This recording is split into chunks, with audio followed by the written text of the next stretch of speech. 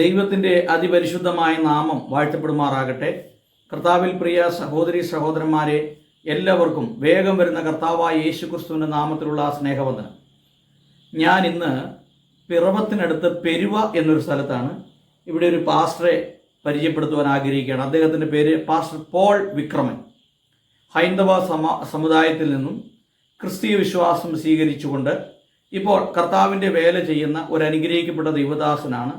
ഏതാണ്ട് 30-ലധികം വർഷങ്ങളായി വിവിധ സ്ഥലങ്ങളിൽ കർത്താവിൻ്റെ വേലയോടുള്ള ബന്ധത്തിലായിരിക്കുന്നു. താൻ ഇവിടെ ആയിരിക്കുന്നു, താൻ സുവിശേഷ വേല ചെയ്യുന്നു. നിങ്ങൾ ഈ പ്രിയപ്പെട്ട ദൈവദാസൻ്റെ അനുഭവസാക്ഷ്യം കേൾക്കുകയും നിങ്ങൾ ഈ പ്രിയപ്പെട്ട പാസ്റ്ററെ വിളിക്കുകയും നിങ്ങളുടെ പ്രാർത്ഥനാ വിഷയങ്ങൾ ഷെയർ ചെയ്യുകയൊക്കെ ചെയ്യണം. കർത്താവ് എല്ലാവരെയും അനുഗ്രഹിക്കട്ടെ. പാസ്റ്ററെ ഗോസ്പൽ TV UP എന്ന യൂട്യൂബ് ചാനലിന് വേണ്ടി പാസ്റ്ററെ ഞാൻ ഹാർദമായി സ്വാഗതം ചെയ്യുന്നു. പാസ്റ്ററെ ദൈവം ധാരാളമായിട്ട് അനുഗ്രഹിക്കട്ടെ. പാസ്റ്ററെ സ്വയമായിട്ടൊന്ന് പരിചയപ്പെടുത്താമോ? പാസ്റ്ററുടെ പേര്, ഇപ്പോഴെവിടെ താമസിക്കുന്നു, വീട്ടിൽ ആരൊക്കെ ഉണ്ട്, ഏത് സഭയുമായി ബന്ധപ്പെട്ടാണ് പാസ്റ്റർ നിൽക്കുന്നത്, ഇതിനെക്കുറിച്ചൊന്ന് പറയാമോ? Praise the Lord. Gospel TV UP doctor Saju Thomas അവറുകൾക്ക് കർത്താവായ യേശുക്രിസ്തുവിന്റെ നാമത്തിൽ സ്നേഹവന്ദനം. ഇങ്ങനെയൊരു ഇൻ്റർവ്യൂ നടത്തുവാനായിട്ട് അവസരമൊരുക്കാനായിട്ട് ഞാൻ ദൈവത്തെ സ്തുതിക്കുന്നു, സ്തോത്രം ചെയ്യുന്നു. എൻ്റെ പേര് പോൾ വിക്രമൻ. എൻ്റെ സ്വദേശം കൊട്ടാരക്കര ചങ്ങവനാട് എന്ന് പറയുന്ന സ്ഥലം. ഇപ്പോൾ പെരുവ എന്ന് പറയുന്ന സ്ഥലത്ത് താമസിച്ച് പ്രവർത്തിച്ചുകൊണ്ടിരിക്കുന്നു. അസംബ്ലീസ് ഗോഡ് സഭയുടെ പ്രവർത്തനത്തിലായിരുന്നു. ഇപ്പോൾ സ്വതന്ത്ര പ്രവർത്തനമായിട്ട് മുന്നോട്ട് പോയിക്കൊണ്ട്. വീട്ടിൽ ആരൊക്കെയുണ്ട് പാസ്റ്ററെ? എൻ്റെ വീട്ടിൽ എൻ്റെ വൈഫ്, 5 മക്കൾ. മക്കളൊക്കെ എന്ത് ചെയ്യുന്നു? മക്കളെ 2 പേരുടെ കല്യാണം കഴിഞ്ഞു. അവർ പൂനെയിലും ബോംബെയിലും ആയിരിക്കുന്നു. പെൺമക്കളാണ്. 3 ആൺമക്കളുണ്ട്. അവർ ചെറിയ ചെറിയ വർക്കായിട്ട് ഇങ്ങനെ ഇരിക്കുന്നു അടിമാലിയിൽ. ഏത് പശ്ചാത്തലത്തിൽ നിന്നാണ് പാസ്റ്റർ ഈ ക്രിസ്തീയ വിശ്വാസത്തിലേക്ക് വന്നത്? ഞാൻ ആശാരി കുടുംബത്തിലാണ് ജനിച്ചത്. ഹിന്ദു കുടുംബത്തിൽ ജനിച്ചു വളർന്നു. ഹിന്ദു കുടുംബത്തിൽ ജനിച്ചു വളർന്നു. പിന്നീട് എങ്ങനെയാണ് ഈ കർത്താവിനെ കണ്ടുമുട്ടാനുള്ള കാരണം എങ്ങനെയാണ്? ഞാൻ രാഷ്ട്രീയത്തിലൊക്കെ നന്നായിട്ട് പ്രവർത്തിക്കുന്ന ഒരു വ്യക്തിയായിരുന്നു. അങ്ങനെ രാഷ്ട്രീയമായിട്ട് പ്രവർത്തിച്ചുകൊണ്ടിരുന്ന സമയത്ത് ഏത് പാർട്ടിയായിട്ട് ബന്ധപ്പെട്ടായിരുന്നു? കമ്മ്യൂണിസ്റ്റ് പാർട്ടിയായിട്ട് ബന്ധപ്പെട്ടായിരുന്നു. അങ്ങനെ നന്നായിട്ട് കമ്മ്യൂണിസ്റ്റ് പാർട്ടിയിൽ പ്രവർത്തിച്ചിരുന്ന സമയത്ത് വളരെ ഒരു അരപ്രാന്തനെ പോലെയാണ് ജീവിച്ച് മദ്യപിച്ച് അംഗമൊക്കെ വലിച്ചു കൂട്ടാൻ ഒരുമിച്ച് ഇങ്ങനെ ജീവിതം മുന്നോട്ട് പോയപ്പോൾ സമാധാനമില്ലാതെ വന്ന ആ സാഹചര്യത്തിൽ ഒരു പരസ്യോഗ പ്രവർത്തനത്തിൽ കൂടെയാണ് ഞാൻ രക്ഷിക്കപ്പെടുവാനിടയായത്. അല്ല, രക്ഷിക്കപ്പെടുവാനുള്ള സാഹചര്യം ഒന്ന് പറയാമോ? രക്ഷിക്കപ്പെടുന്നതിന് മുമ്പും രക്ഷിക്കപ്പെടാനുള്ളൊരു സാഹചര്യത്തെക്കുറിച്ചൊന്ന് പറയാമോ? രക്ഷിക്കപ്പെടുന്നതിന് മുമ്പ് ഞാൻ പറഞ്ഞല്ലോ, ഞാൻ ഒരു ലോകപരമായിട്ട് ജീവിക്കുന്ന ഒരാളായിരുന്നു. അപ്പോൾ എനിക്ക് അല്പം സമാധാനം വേണമെന്നുള്ള ചിന്ത എൻ്റെ ജീവിതത്തിൽ ഞാനിങ്ങനെ ഒരു പരിവർത്തനം വേണമെന്നുള്ള ചിന്തയിൽ ഞാനിങ്ങനെ മുന്നോട്ട് പോയപ്പോഴാണ് ഞങ്ങളുടെ ജില്ലയിലെ, കൊല്ലം ജില്ലയിൽ പരസ്യോഗ പ്രവർത്തനമായിട്ട് ദൈവത്തിൻ്റെ ദാസന്മാർ കടന്നു വന്നപ്പോൾ എൻ്റെ മനസ്സിലൊരാഗ്രഹം, ഇവർ മതം, എൻ്റെ മനസ്സിലൊരു ചിന്തയുണ്ട്, ഉള്ളിലൊരു ചിന്തയുണ്ട്, ഇവർ നല്ല പ്രവൃത്തിയാണ് ചെയ്യുന്നതെങ്കിലും ഇവർ മതം മാറ്റക്കാരാണ്, ജാതി മാറ്റക്കാരാണ്, പേര് മാറ്റക്കാരാണെന്നൊക്കെ ചിന്തിച്ച് ഇവരെ ഒന്ന് മർദ്ദിക്കണമെന്നുള്ള ചിന്തയിൽ ഞാനും കൂട്ടുകാരുമായിട്ട് പോയപ്പോഴാണ് അങ്ങനെ അവരെ മർദ്ദിക്കുവാനായിട്ട് ഞാനും സുഹൃത്തുക്കളായിട്ട് പോയ സമയത്ത് ആ ദൈവദാസന്മാർ ഒരു ദൂത് എന്നോട് പറയാനിടയായി. പ്രിയ സുഹൃത്തെ, നിങ്ങളെക്കുറിച്ച് ദൈവത്തിന് വലിയൊരു ഉദ്ദേശമുണ്ട്. നിങ്ങളിപ്പോൾ ഞങ്ങളെ മർദ്ദിക്കാനല്ലേ ഒരുമ്പെട്ട് വന്നിരിക്കുന്നത്. അതുകൊണ്ട് ഞങ്ങളെപ്പോലെ സുവിശേഷം അറിയിക്കുവാനായിട്ട് നിങ്ങളെ ദൈവം കണ്ടിരിക്കുന്നു എന്നുള്ള ദൂതും, പിന്നെ അതിനു മുമ്പ് ഞാൻ ചെയ്ത പാപപ്രവൃത്തികളുടേതായിരിക്കുന്ന കാര്യങ്ങൾ 2-3 കാര്യങ്ങൾ പറയുകയും ചെയ്തപ്പോൾ എനിക്ക് വളരെ ഒരു മനസ്സിനൊരു വല്ലാത്തൊരു പശ്ചാത്താപം ഉണ്ടായി. മനസ്സിന് പശ്ചാത്താപം ഉണ്ടായി കഴിഞ്ഞപ്പോൾ ഞാൻ ആ ദൈവദാസനോട് പറഞ്ഞു, പാസ്റ്റേ, ഞാൻ എന്താണ് ചെയ്യേണ്ടത് എന്ന് പറഞ്ഞു. അദ്ദേഹം അപ്പോൾ പറഞ്ഞു, ദൈവം നിങ്ങളെക്കുറിച്ച് വലിയ പദ്ധതിയാണ് ഒരുക്കാൻ പോകുന്നത്. അതുകൊണ്ട് ഞങ്ങളുടെ കയ്യിലിരിക്കുന്ന ബൈബിള് നിങ്ങൾക്ക് തരാൻ പോകുന്നു. നിങ്ങൾ ആ ബൈബിള് വായിച്ചാൽ നിങ്ങൾക്ക് ജീവിതത്തിൽ വലിയൊരു മാറ്റം ഉണ്ടാകും. നിങ്ങളെക്കുറിച്ച് ദൈവം ഒരു പുതിയ സൃഷ്ടിയാക്കുവാൻ, ഒരു പുതിയ വ്യക്തിയാക്കി തീർക്കാൻ ആഗ്രഹിക്കുമെന്ന് പറഞ്ഞു. അങ്ങനെയാണ് ഈ ക്രിസ്ത്യ ജീവിതത്തിലേക്ക്, വിശ്വാസത്തിലേക്ക് വരുവാൻ തന്നിടയായത്. ഓക്കെ. അപ്പോൾ വിശ്വാസത്തിലേക്ക് വന്ന സമയത്ത് വീട്ടുകാരിൽ നിന്നോ ബന്ധുമിത്രാദികളിൽ നിന്നൊക്കെ എതിർപ്പുകളുണ്ടായില്ലേ? എതിർപ്പുകൾ ബന്ധുമിത്രാദികളിൽ നിന്ന് എതിർപ്പുണ്ടായില്ല. കൂട്ടുകാരിൽ നിന്നൊക്കെ വലിയ എതിർപ്പുണ്ടായി. സുവിശേഷ വിരോധികളൊക്കെ എൻ്റെ പുറകെ എന്നെ പരിഹസിക്കുകയും ഒക്കെ ചെയ്തുകൊണ്ട് നടന്നു. എങ്കിലും അതെനിക്കൊരു വലിയൊരു ഒരു ഉത്തേജനമായി. കാരണം ഇവരുടെ മുമ്പിൽ എനിക്ക് നന്നായിട്ട് ക്രിസ്ത്യ ജീവിതം നയിച്ചു പോകണം എന്നുള്ള ചിന്ത എനിക്കുണ്ടായി. അങ്ങനെ എതിർപ്പുകളൊക്കെ ഉണ്ടായിട്ടുണ്ട്. ഓക്കെ. പിന്നീട് പാസ്റ്റർ സുവിശേഷം കേട്ട് രക്ഷിക്കപ്പെട്ടു. പിന്നീട് ഒരു സുവിശേഷകനായി തീരണം എന്നുള്ളൊരു ചിന്താഗതി ഉണ്ടാകാനുള്ള കാരണം എന്താണ്? സുവിശേഷകന് ആയി തീരണം എന്നുള്ള ചിന്ത, ഞാനിങ്ങനെ ആരാധനയ്ക്ക് പോയിക്കൊണ്ടിരിക്കുന്ന സമയത്ത് പല പ്രവാചകന്മാരും വീട്ടിൽ കയറി വരികയും പ്രാർത്ഥിക്കുകയൊക്കെ ചെയ്തു. അങ്ങനെ പ്രാർത്ഥിച്ചുകൊണ്ടിരുന്ന സമയത്ത് ശീലാസ് എന്ന് പറയുന്ന ഒരു ദൈവദാസൻ വീട്ടിൽ വന്ന് പറഞ്ഞു, വള്ളവും വലയും ഉപേക്ഷിച്ച് കർത്താവിന് വേണ്ടി പ്രവർത്തിക്കാൻ ഇറങ്ങണമെന്നുള്ള ആ ഒരു വലിയ ഒരു ദൂതും ആ പ്രവചനവും അദ്ദേഹത്തിൻ്റെ ആയിരിക്കുന്ന ആ പ്രബോധനമൊക്കെ കിട്ടിക്കഴിഞ്ഞപ്പോൾ എനിക്ക് ഒരു താല്പര്യമായി. സുവിശേഷ വില ചെയ്യണം. പിന്നീട് പാസ്റ്റർ എവിടെയാണ് ബൈബിൾ സ്കൂളിൽ പോവുകയും പഠിക്കുകയൊക്കെ ചെയ്തത്? ഞാൻ KP ഒന്നാൻ്റെ ബൈബിൾ സ്കൂളിലാണ് പഠിക്കാനായിട്ട് പോയത്. പിന്നീട് കീഴിലത്ത് ബൈബിൾ സ്കൂളിൽ പഠിക്കാൻ പോയി. അങ്ങനെ വിവിധ ഇടങ്ങളിൽ പഠിക്കാൻ. ഓക്കെ. പിന്നീട് പാസ്റ്ററുടെ സുവിശേഷ പ്രവർത്തനങ്ങളെക്കുറിച്ചൊക്കെ ഒന്ന് വിവരിക്കാമോ? ആദ്യകാല സുവിശേഷ പ്രവർത്തനങ്ങൾ, അന്ന് അനുഭവിച്ചിട്ടുള്ളതായിട്ടുള്ള സന്തോഷം, ദുഃഖം, സാമ്പത്തിക ബുദ്ധിമുട്ട്, പ്രയാസങ്ങൾ, ഈ വിഷയത്തെക്കുറിച്ചൊക്കെ ഒന്ന് വിവരിക്കാമോ? ആദ്യം സുവിശേഷം അറിയിക്കാനായിട്ട് ഇറങ്ങിപ്പോയപ്പോൾ വളരെ പ്രതികൂല സാഹചര്യങ്ങളായിരുന്നു. വിശ്വാസത്താൽ ഇറങ്ങി തിരിച്ചു. കൊല്ലത്ത് കുമ്പളം എന്ന് പറയുന്ന സ്ഥലത്ത് ഒരു പ്രവർത്തനം വിശ്വാസത്താൽ എടുത്ത് പ്രവർത്തിക്കാനായിട്ട് ഒരുങ്ങി. വളരെ വളരെ ആഹാരം പോലും കഴിക്കാൻ നിവൃത്തിയില്ലാതിരുന്ന ആ സമയത്തായിരുന്നു, ആ കാലഘട്ടമൊക്കെ ഉണ്ടായിരുന്നു. എന്നാൽ ആ കാലഘട്ടത്തിൽ പെൺമക്കളെ 2 പേര് ഇങ്ങനെ വളർന്ന് വന്നപ്പോൾ അവർക്ക് ആഹാരം കഴിക്കണമെന്നുള്ള ചിന്തയിൽ ഞാൻ മൂത്ത മോളെ കന്യാകുമാരിയിൽ ബൈബിൾ സ്കൂളിൽ വിട്ടു. കാരണം ബൈബിൾ സ്കൂളിൽ വിടാനുള്ള കാരണം എന്ന് പറഞ്ഞാൽ ബൈബിൾ പഠിക്കാനല്ല, ആഹാരം കഴിച്ചോട്ടെ എന്നുള്ള ആ ഒരു വലിയൊരു ചിന്തയിലാണ് ഞാൻ വിട്ടത്. പക്ഷേ അവിടെ ചെന്നപ്പോൾ അവൻ നന്നായിട്ട് പഠിച്ചു. അത് തയ്യൽ പഠിച്ചു. അങ്ങനെ വിവിധ രീതികളിൽ അവൻ നല്ല ഒരു ക്യാരക്ടർ, നല്ല സൂപ്പർ ക്യാരറ്റ് ഗേൾ എന്ന് പറഞ്ഞിട്ട് അവൾക്ക് സാർമാർ വലിയൊരു സംബോധനയിലാണ് ഞങ്ങൾക്ക് കാണേണ്ടത്. അത് തന്നെയല്ല, അവൾ 119 സങ്കീർത്തനം 176 വാക്യം, 119 സങ്കീർത്തനത്തിന് 176 വാക്യമുണ്ട്. ആ 176 വാക്യം അവൾ കാണാപ്പാടം പഠിച്ച് ആളെ വലിയ ഒരു സ്റ്റേജ്. അങ്ങനെ വിശ്വാസത്താൽ മോള് 119 സങ്കീർത്തനം 176 വാക്യമുള്ളത് 10 മിനിറ്റ് കൊണ്ട് കാണാപ്പാടം പറഞ്ഞ് അവളിപ്പോൾ പൂനെയിൽ താമസിക്കുന്നു. പൂനെയിൽ കല്യാണം കഴിച്ച് താമസിക്കുന്നു. അപ്പം ജീവിതത്തിൽ ഒരുപാട് ദാരിദ്ര്യം അനുഭവിച്ചു. ദാരിദ്ര്യം അനുഭവിച്ചു. അതിനെക്കുറിച്ചൊന്ന് പറയാമോ? ദാരിദ്ര്യം അനുഭവിച്ചു എന്ന് പറയുമ്പോൾ കഷ്ടത എന്ന് പറഞ്ഞാൽ ആഹാരം കഴിക്കാൻ നിവൃത്തിയില്ലായിരുന്ന സമയത്ത് ഈ ക്രിസ്ത്യാനികളല്ലാത്ത പലരും, ഹൈന്ദവരിൽപ്പെട്ട പലരും ഞങ്ങളെ പ്രോത്സാഹിപ്പിച്ച് ഞങ്ങൾക്ക് ചില കാര്യങ്ങളൊക്കെ, ആഹാര കാര്യങ്ങളൊക്കെ ഞങ്ങൾക്ക് നിവർത്തിച്ചു തരുവാനിടയായി. അങ്ങനെ ഒരുപാട് പ്രതികൂലങ്ങൾ ജീവിതത്തിലുണ്ടായിരുന്നു. അത് എവിടെ താമസിക്കുമ്പോഴാണ് പാസ്റ്റർ ഇത്രയും കഷ്ടതകൾ അനുഭവിച്ചത്? കൊല്ലത്ത് താമസിക്കുന്നു. കൊല്ലം. പിന്നീട് അതിനുശേഷം ഏതൊക്കെ മേഖലകളിലാണ് സുവിശേഷ വേല ചെയ്തത്? എറണാകുളം ജില്ലയിൽ കോടനാട്, പെരുമ്പാവൂര്, മലയാറ്റൂര്, അതുപോലെ തന്നെ വടക്കാമ്പള്ളി എന്ന് പറയുന്ന സ്ഥലത്ത്, പിന്നീട് ആലുവ എന്നീ പ്രദേശങ്ങളിലൊക്കെ കർത്താവിൻ്റെ വേല ചെയ്തു. ഇവിടെ എല്ലാം ആരുടെയും ഒരു സംഘടനയിൽ നിന്ന് ₹1 പോലും വാങ്ങാതെയാണ് ഇതുവരെയും പ്രവർത്തിച്ചുകൊണ്ടിരിക്കുന്നത്. ഇത്രയും നാളായിട്ട് ഒരു സംഘടനയിൽ നിന്ന് ഒരു സപ്പോർട്ടും ഇല്ല. ഒരു സംഘടനയിൽ നിന്ന് ഒരു സപ്പോർട്ടും വാങ്ങാൻ ഇടയായിട്ടില്ല. ഇപ്പൊ എങ്ങനെ പോകുന്നു പാസ്റ്റർ സുവിശേഷ പ്രവർത്തനങ്ങളൊക്കെ? ഇപ്പോഴും സുവിശേഷ പ്രവർത്തനം, പരസ്യോഗ പ്രവർത്തനമുണ്ട്. ഓരോ ചർച്ചിന്റെയും ഭാഗത്ത് ചെന്ന് ഞങ്ങൾ പരസ്യോഗം നടത്തും, വീടുകൾ കയറും. അങ്ങനെ കയറുമ്പോൾ പലരും നമ്മളെ ഹെൽപ്പ് ചെയ്യാറുണ്ട്. കോലഞ്ചേരിയിലൊക്കെ ഇങ്ങനെ പ്രവർത്തനം ചെയ്യുമ്പോൾ കോലഞ്ചേരി റെജി പാഷ എന്നൊരു ഭാഷ എപ്പോഴെന്നെ കണ്ടാലും എനിക്കൊരു കൂട്ടായ്മയൊക്കെ തന്ന് വിടാറുണ്ട്. അങ്ങനെയാണ് ഞങ്ങൾ മുന്നോട്ട് പോകുന്നത്. അത് മാത്രമല്ല, ഇപ്പോഴത്തെ പ്രവർത്തനം എന്ന് പറഞ്ഞാൽ എൻ്റെ വൈഫിൻ്റെ പേര് ശാലി എന്നാണ്. ശാലി ഞങ്ങളുടെ സുവിശേഷത്തിൻ്റെ ആവേശം കൊണ്ട് 8 ഭാഷകളിൽ പാട്ട് പഠിച്ച് ശാലി പാടുന്നുണ്ട്. മലയാളം കൂടാതെ 8 ഭാഷകളിൽ പാട്ട് പഠിച്ച് അന്യസംസ്ഥാന തൊഴിലാളികളുടെ ഇടയിലേക്ക് ഞങ്ങൾക്ക് വലിയൊരു നിർബന്ധമാണ്. അന്യസംസ്ഥാന തൊഴിലാളികളെ അവർക്ക് ബോധവൽക്കരണം നടത്തി അവരെ സുവിശേഷത്തിലേക്ക് കൊണ്ടുവരണം എന്നുള്ള, സുവിശേഷത്തിലല്ല അവരെ യേശുവിൻ്റെ സാക്ഷികളാക്കണം എന്നുള്ള ചിന്തയിൽ ഞങ്ങളിങ്ങനെ അധ്വാനിച്ചുകൊണ്ടിരിക്കുന്നു.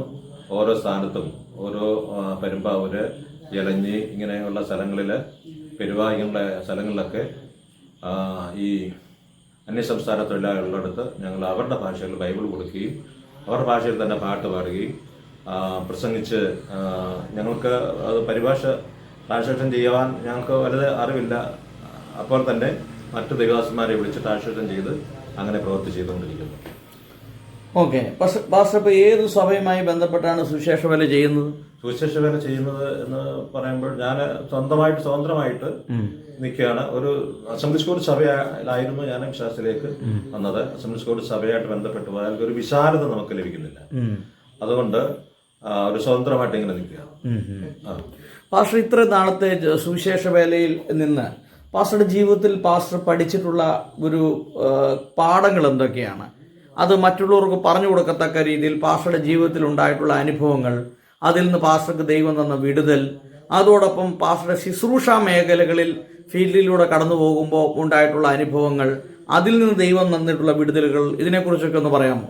കർത്താവിന്റെ വേലയായിട്ട് മുന്നോട്ട് പോയപ്പോൾ ഈ സാറ് മുമ്പേ പറഞ്ഞതുപോലെ ദാരിദ്ര്യത്തിന്റെ അവസ്ഥ വന്ന സ്ഥിതിക്ക് ഞാൻ ദൈവവചനത്തിൽ യഹോവയുടെ മുഖത്തേക്ക്, കർത്താവിന്റെ മുഖത്തേക്ക് മാത്രം നോക്കിയാൽ മതി എന്നൊക്കെ പറയുന്നുവെങ്കിലും മനുഷ്യരുടെ മുഖത്തേക്ക് നമ്മൾ അന്നത്തെ ആ സാഹചര്യത്തിൽ നോക്കി ഇങ്ങനെ പല സഭകളിലും ഞാൻ പോയിട്ടുണ്ട്. അപ്പം വളരെ പ്രതീക്ഷയോടാണ് ഞാൻ പോയിരുന്നത് നേരത്തെ. അപ്പോൾ ആ പ്രതീക്ഷയൊന്നും നമുക്ക് ലഭിക്കാതെ വന്നു. കാരണം എൻ്റെ ഒരു ചിന്ത, അവിടെ ചെന്നാൽ നമുക്ക് ഇത്ര കൂട്ടായ്മ കിട്ടും, ഇങ്ങനെയൊക്കെയുള്ള രീതിയിൽ അവർ നമ്മളോട് ഇടപെടും എന്നൊക്കെയുള്ള ചിന്തയിൽ ആയിരുന്നു പോയത്. പക്ഷെ പോയിടത്തൊന്നും യാതൊരു അവസ്ഥയും നമുക്ക് ഉണ്ടായിട്ടില്ല. അതുകൊണ്ട് എനിക്ക് ദൈവദാസന്മാരോട്, ദൈവമക്കളോട് പറയാനുള്ളത്, ഏത് വ്യക്തികൾ നമ്മുടെ സഭയിലോ നമ്മുടെ ഭവനത്തിലോ വന്നാൽ അവരാരാണെന്ന് നോക്കാതെ അവരുടെ ആയിരിക്കുന്ന നമ്മളെ കൊണ്ട് കഴിയുന്ന ഹെൽപ്പ് അവർക്ക് ചെയ്താൽ വളരെ ഉപകാരമായിരിക്കും. കാരണം എന്ന് പറഞ്ഞാൽ എൻ്റെ അവസ്ഥ അനുസരിച്ച് അങ്ങനെയാണ്. എന്നാൽ ഈ അവസ്ഥകൾക്ക് മാറി എൻ്റെ ഭവനത്തിലേക്ക് ദൈവദാസന്മാർ വരുമ്പോൾ, അല്ലെങ്കിൽ ദൈവദാസന്മാരെ ഞാൻ വളരെ കരുതി ഇതൊക്കെ ചെയ്തതിൻ്റെ ഫലം, അതിൻ്റെ പ്രതിഫലം എനിക്ക് പ്രത്യേകിച്ച് കിട്ടിയിട്ടുണ്ട്. അപ്പോൾ എനിക്ക് പറയാനുള്ളത്, ഏതൊരു വ്യക്തി നമ്മുടെ സഭയിൽ വന്നാൽ, ഒരിക്കലും ഞാൻ തിരുവനന്തപുരത്തൊരു സഭയിൽ ഇങ്ങനെ അവിടെ പ്രവർത്തിക്കുന്ന സമയത്ത് അത് ഒരു കൂട്ടുകാരുടെ സഭയിലാണ് പോയത്. കൂട്ടുകാരുടെ സഭയിൽ പോയത് ദൈവം അയച്ചതാണ്. കാരണം ദൈവം എന്നോടൊരു കാര്യം പറഞ്ഞു, നിന്നെക്കുറിച്ച് നീ മുഖാന്തരം പലർക്കും ന്യായവിധിയും പലർക്കും അനുഗ്രഹം ഉണ്ടാവും. അതുകൊണ്ടാണ് ഈ ദാരിദ്ര്യത്തിൻ്റെ അവസ്ഥ തന്നിരിക്കുന്നതെന്ന് ദൈവം എന്നോട് സംസാരിച്ചു. അപ്പം ഞാൻ അവിടെ ചെന്നപ്പോൾ അതും ഇതുപോലെ തന്നെ അവരുടെ ബുദ്ധിപരമായിട്ട്, അവരുടെ ആയിരിക്കുന്ന മാനസികപരമായിട്ടും ബുദ്ധിപരമായിട്ട് ഞാൻ പ്രതീക്ഷിച്ചതുപോലെ ഒന്നും ഒരു അല്പം പോലും ഇങ്ങനെ ലഭിക്കാതെ ഇങ്ങനെ വന്നപ്പോൾ ഞാൻ സന്തോഷത്തോടെ പോരുന്നു. പക്ഷേ പരിശുദ്ധാത്മാവ് ക്ഷമിച്ചില്ല. ആ സഭ എന്തെന്നറിയാമോ, 3 വർഷത്തേക്ക് അടച്ചുപൂട്ടേണ്ടി വന്നു. അപ്പം നമ്മളെ ദാരിദ്ര്യത്തിൻ്റെ ആയിരിക്കുന്ന അവസ്ഥയിലേക്ക് ഒരുക്കിയെടുക്കുന്നത്, ഒരു ദൈവാസിനെ ഒരുക്കിയെടുത്ത് അയക്കുന്നത്, പോകുന്നിടത്ത് അനുഗ്രഹത്തിനും ന്യായവിധിക്കും. Praise the Lord. അപ്പോൾ അതെനിക്ക് നന്നായിട്ട് ദൈവദാസന്മാരോട്, ദൈവമക്കളോട് പറയാനുണ്ട്. ഓക്കെ, പാസ്റ്ററുടെ ഈ ഇപ്പോഴത്തെ പ്രവർത്തനങ്ങളൊക്കെ ഏതൊക്കെ രീതിയിലാണ്? ഭവന സന്ദർശനം, കവലപ്രസംഗങ്ങളൊക്കെ നടത്താൻ പോകാറുണ്ടോ? കവലപ്രസംഗം നടത്താൻ പോകാറുണ്ട്. ആ കവലപ്രസംഗം നടത്തുമ്പോൾ അതിൽ നിന്ന് ലഭിക്കുന്ന അനുഭവങ്ങൾ എന്തൊക്കെയാണ്? അവിടെ ആലുവയിൽ ഞങ്ങൾ കവലപ്രസംഗം ചെയ്യാനായിട്ട് ചെന്ന സമയത്ത് സാലി വൈഫ് പാട്ട് പാടി കഴിഞ്ഞ് ഞാൻ പ്രസംഗിക്കാൻ ഒരുങ്ങിയപ്പോൾ സതി എന്ന് പറയുന്ന ഒരു സഹോദരി ഞങ്ങളെ കൈ കാട്ടി ഇങ്ങനെ വിളിച്ചിട്ട്, നിങ്ങളുടെ പ്രവർത്തനം എങ്ങനെയാണ്, ഏത് രീതിയിലാണ് പോകുന്നത് എന്നൊക്കെ ഇങ്ങനെ ചോദിച്ചു. അപ്പം ഞങ്ങൾ ഈ സെറ്റൊക്കെ ചുമന്നുകൊണ്ടായിരുന്നു പോയത്. ഞങ്ങൾക്ക് ഓട്ടോ ഓടിക്കാൻ പോലും പൈസ ഇല്ലായിരുന്നു. അപ്പം നിങ്ങൾക്ക് എന്താണ് ആവശ്യം എന്നൊക്കെ ആ സിസ്റ്ററിനോട് ചോദിച്ചപ്പോൾ പറഞ്ഞു, ഞങ്ങൾക്കൊരു പഴയൊരു വണ്ടി വാങ്ങിയാലും കൊള്ളായിരുന്നു എന്ന് പറഞ്ഞു. അങ്ങനെ പറഞ്ഞു. അവർ ഞങ്ങളുടെ ഒരു ചെറിയൊരു എമൗണ്ട് തന്നതിന് ശേഷം ഞാൻ മകനോട് പറയട്ടെ, മകൻ നിങ്ങൾക്കൊരു വണ്ടി, ഒരു സെക്കൻഡ് ഹാൻഡ് വണ്ടി വാങ്ങിക്കാനുള്ള പൈസ തരാമെന്ന് പറഞ്ഞ് അങ്ങനെ 75,000 രൂപ 2018, ഇപ്പോൾ 7 വർഷമായി. 2018 അങ്ങനെ ഒരു അനുഭവം ഉണ്ടായിട്ടുണ്ട്. ആ പൈസ തന്നു ഞങ്ങൾ വണ്ടി വാങ്ങി. അതിപ്പോൾ കേടായിട്ട് ഇങ്ങനെ വല്ലാത്തൊരു അവസ്ഥയിൽ ഇങ്ങനെ ഇരിക്കുക. അപ്പം അങ്ങനെ പലയിടത്തും അത്ഭുതങ്ങൾ നടന്നിട്ടുണ്ട്. ഞങ്ങൾ പ്രതീക്ഷിക്കാത്ത അത്ഭുതങ്ങളൊക്കെ നടന്നിട്ടുണ്ട്. ഓക്കെ, പാസ്റ്ററുടെ ജീവിതത്തിൽ ഈ സുവിശേഷ വേലയോടുള്ള ബന്ധത്തിൽ പാസ്റ്റർ ഏറ്റവും സ്വാധീനിച്ചിട്ടുള്ള വ്യക്തികൾ ആരൊക്കെയാണ്? എന്നെ സ്വാധീനിച്ചിട്ടുള്ള വ്യക്തികൾ എന്ന് പറഞ്ഞാൽ, ഇന്നും ഞാൻ എപ്പോഴും എല്ലാ സഭയിലും ചെന്ന് പറയുന്ന ഒരു വ്യക്തിയുണ്ട്, ആശാരി ഉപദേശി പറഞ്ഞു, നിങ്ങൾ സുവിശേഷ ഭ്രാന്തന്മാരായി തീരണം. സുവിശേഷ പ്രാന്തന്മാരായി മാറണം. അപ്പോൾ ആ സുവിശേഷ പ്രാന്ത് നമുക്കറിയാം, ബൈബിൾ പഠിക്കുമ്പോൾ സുവിശേഷത്തിൽ പ്രാന്തായിട്ട് ചെയ്ത ഒരു വ്യക്തിയുണ്ട്, അപ്പോസ്തലനായ പൗലോസ്. ആവേശത്തോടുകൂടെ ആ പ്രാന്തോടുകൂടി സുവിശേഷ പ്രാന്തായിട്ട് തന്നെ പലയിടത്തും ഇങ്ങനെ പോയി.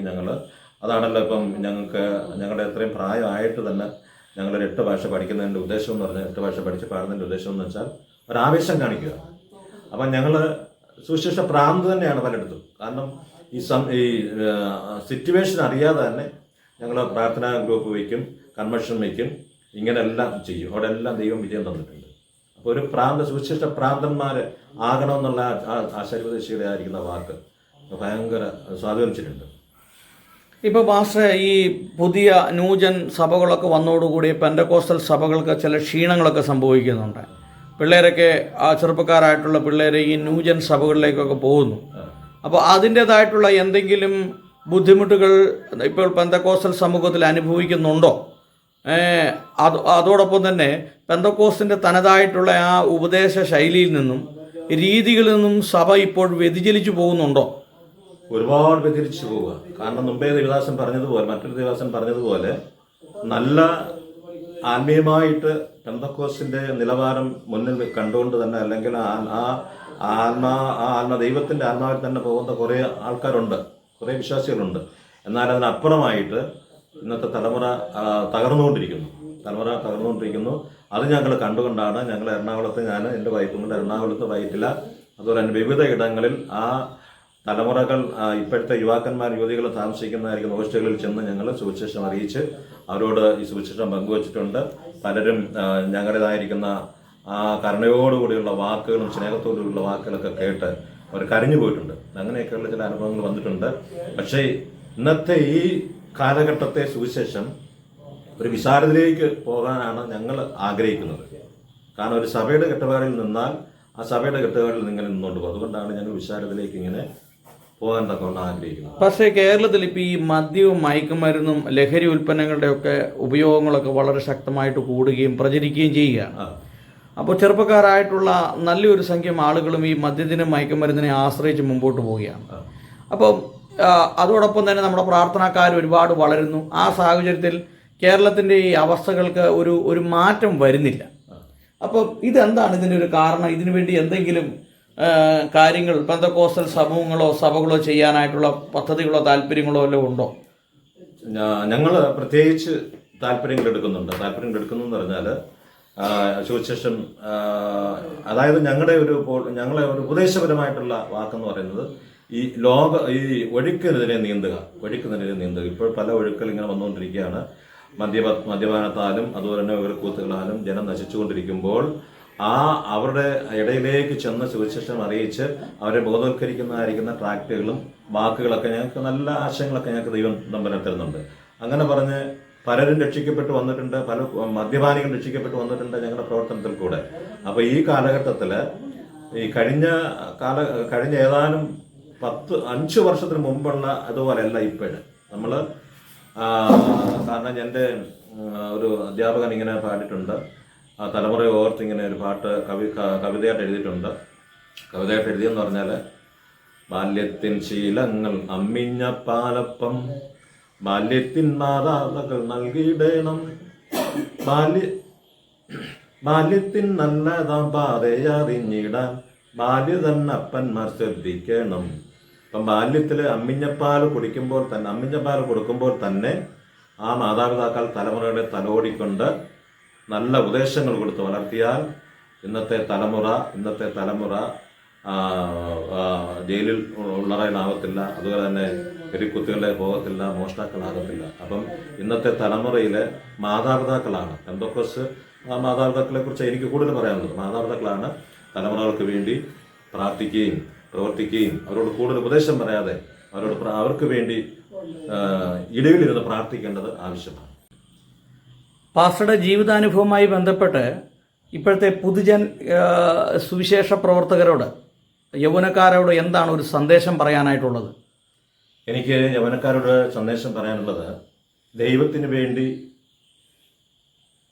വേണ്ടി വൻകാര്യങ്ങൾ ചെയ്യുവാൻ ഇന്നത്തെ തലമുറകളെ വാർത്തെടുക്കാൻ തക്കവണ്ണം ഇന്നത്തെ ദേവദാസന്മാർക്കും ദൈവമക്കൾക്കും ഒരുങ്ങണം. അതുപോലെ തന്നെ അവരോട് സുവിശേഷം പങ്കിട്ട് അവരെ ദൈവനാമത്തിന് വേണ്ടി പ്രയോജനപ്പെടുത്താൻ നമ്മൾ ഉപയോഗിക്കണം. ഒരു വലിയൊരു അവരോട് പറയേണ്ടത് തന്നെ ഒരു നയത്തിന് പറയണം. കാരണം ഇപ്പോൾ സുവിശേഷം എന്താണെന്ന് അവർക്ക് അറിഞ്ഞുകൂടാ.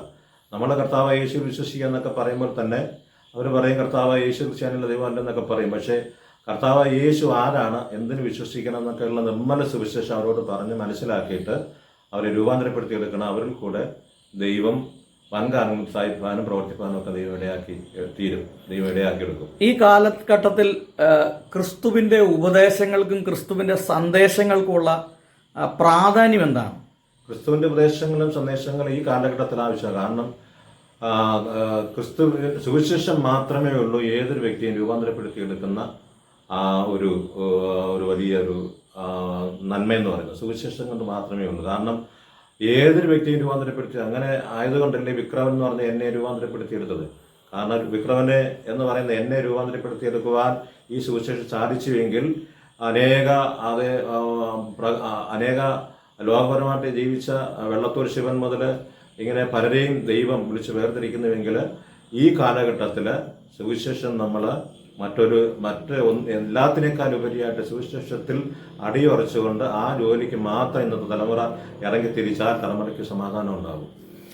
ഓക്കെ, എന്തായാലും പാസ്റ്റർ ഇത്രയും സമയം ഈ പാസ്റ്ററുടെ ജീവിതാനുഭവവുമായി ബന്ധപ്പെട്ട് പറഞ്ഞതിൽ വളരെ നന്ദി അറിയിക്കുന്നു. ഇനി എന്തെങ്കിലും പൊതുജനം അറിയണമെന്ന് ആഗ്രഹിക്കുന്ന കാര്യങ്ങൾ പാസ്റ്ററുടെ ജീവിതവുമായി ബന്ധപ്പെട്ടുണ്ടോ? പൊതുജനം അറിയണം എന്ന് ഉദ്ദേശിക്കുന്നത്, എനിക്ക് സ്ത്രീകളോട് ഭയങ്കര ബഹുമാനവും ഭയങ്കര കരുതലുമാണ്. അതുകൊണ്ട് ഞാൻ വിവാഹം കഴിച്ച ഭാര്യയുടെ കയ്യിൽ നിന്ന് ഒരൊറ്റ സ്ത്രീയെ ഞാൻ വാങ്ങിച്ചില്ല. ഞാൻ വസ്ത്രം അങ്ങോട്ട് വാങ്ങിച്ചു കൊടുത്താണ് ചെയ്തത്. ഇന്ന് ഏതെങ്കിലും ഒരു സ്ത്രീ എന്ന് പറയുന്ന ഒരു പെൺകുട്ടിയായാലും ആരായാലും കരഞ്ഞ് ദുഃഖിച്ചുകൊണ്ടിരിക്കുമ്പോൾ എനിക്ക് വളരെ കരുണയോട് തോന്നും. കാരണം എൻ്റെ അമ്മയുടെ ഓർമ്മ എനിക്ക് വരും. അതുകൊണ്ട് സ്ത്രീകളെക്കുറിച്ച് അപ്പോസ്തലനായ പൗലോസ് പറയുന്നത്, സ്ത്രീകളെക്കുറിച്ചാണ് എനിക്ക് ഒന്നാമത് പറയാനുള്ളത്. മറ്റു പലരും അറിയാത്ത കാര്യങ്ങൾ തന്നെ അപ്പോസ്തലനായ പൗലോസ് പറയുന്നത് സ്ത്രീകളോട് വിവേകത്തോടെ ഇടപെടണം. വിവേകത്തോടെ മാത്രമല്ല, ബഹുമാനം കൊടുക്കണം.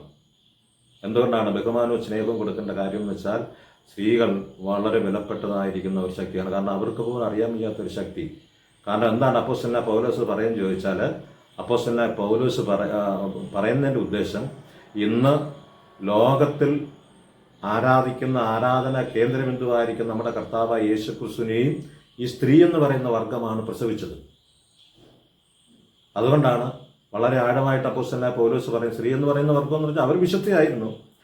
ആ വർഗത്തെ അത്രമാത്രം ആ ന്യായിയായിരിക്കുന്ന അപ്പോസ്തലനായ പൗലോസ് കണ്ടിട്ടാണ് പറയുന്നത്, അവരെ ബഹുമാനിക്കണം, അവരെ സ്നേഹിക്കണം. ഞാൻ എൻ്റെ വൈഫിനെ, എൻ്റെ മക്കളെ, 2 പെൺമക്കളെ എനിക്കുണ്ട്. പെൺമക്കളെ ആരും ഞാൻ ഉപദ്രവിച്ചിട്ടുമില്ല, ഒരു ചീത്തവാക്ക് പറഞ്ഞിട്ടുമില്ല. ഞാൻ ഇന്ന് ആത്മാർത്ഥമായിട്ട് സ്നേഹിക്കുന്നുണ്ട്. അതുകൊണ്ട് എൻ്റെ സഹോദരങ്ങളായിരിക്കും ദൈവദാസന്മാരെ, പ്രിയപ്പെട്ടവരെ പറയട്ടെ, നമ്മുടെ ഭാര്യയെ നമ്മൾ വളരെ ആഴമായി സ്നേഹിക്കണം.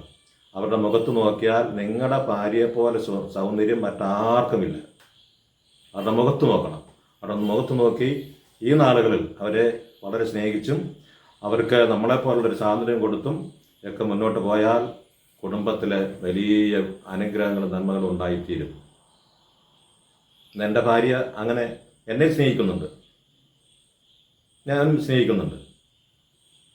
അപ്പം അത് ഇന്നത്തെ ഈ തലമുറയിൽ, ഇന്നത്തെ ഈ കാലഘട്ടത്തിൽ കുടുംബ സ്നേഹവും കുടുംബത്തിലൊരു ഐക്യതയും കുടുംബത്തിൻ്റെ നന്നാകുന്നുള്ള കാര്യം കുടുംബത്തിലെ ഒരു വലിയ ഒരു വിപ്ലവം ഉണ്ടാകണം. അതായത് സ്നേഹത്തിൻ്റെ വിപ്ലവം.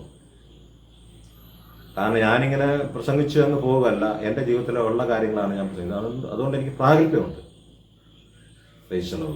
ഓക്കെ, എന്തായാലും പാസ്റ്റർ ഇത്രയും സമയം ഈ വിഷയങ്ങളെക്കുറിച്ചൊക്കെ പ്രതികരിച്ചതിന് വളരെ നന്ദി അറിയിക്കുന്നു. പാസ്റ്റർ ദൈവം ധാരാളമായിട്ട് അനുഗ്രഹിക്കട്ടെ.